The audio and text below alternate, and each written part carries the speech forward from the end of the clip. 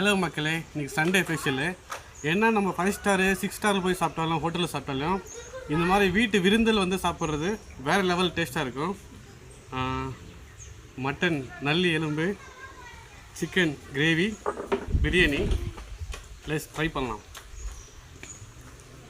லைட்டாக அந்த மட்டனை எடுத்து கொஞ்சம் மட்டன் லைட்டாக தான் வெந்திருக்கு, பட் ரொம்ப சூடாக இருக்குது. Plus try.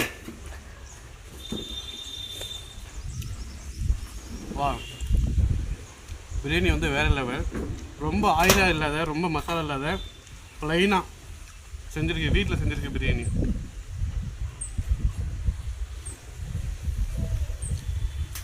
சிக்கன் கிரேவி, இது சிக்கன் கிரேவி வித் பிரியாணி.